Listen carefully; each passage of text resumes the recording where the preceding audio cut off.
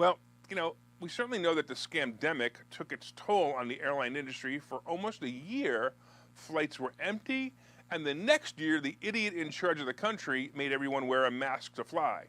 Well, when all the nonsense ended, the floodgates to fly opened up again. This and higher fuel prices led to the airlines charging more for their services.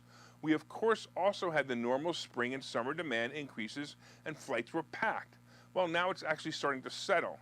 Now the question is, how resilient will demand be after the summer peak as carriers and travelers alike grapple with persistent inflation and worries about an economic slowdown?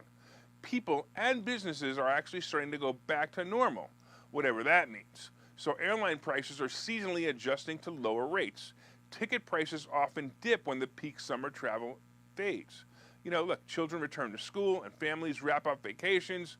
Though business travel also ramps back up, airlines also adjust capacity for lower demand periods so they aren't flooding the market with seats they would need to offer at low fares to fill.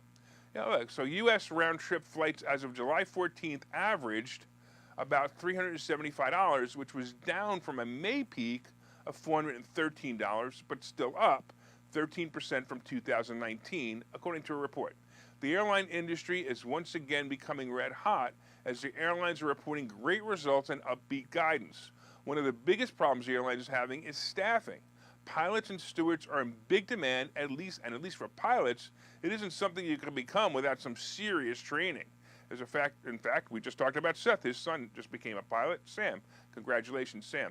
The ground crew is also harder to fill, and because of this, airlines have to cut back on flights, and flights have gotten canceled due to the lack of staff and to operate them. Consumer service, of course, is also an issue countrywide with everything nowadays, and the airline industry is certainly seeing this as a problem as well. You ever notice that when you call customer service now, you hear a dog barking in the background or a kid screaming because everybody's working from home? Delta stated that the carrier has hired 18,000 people since the start of 2021, which is around the number it lost during the scamdemic when it urged staff to retire. Southwest Airlines, for its part, said this week it hired 10,000 people. This week, it hired 10,000 people. Actually, no, it's hired 10,000 people since January. I'm sorry. It announced this week to bring its employee base to 61,000, which is more than they had during 2019. They're expecting big things.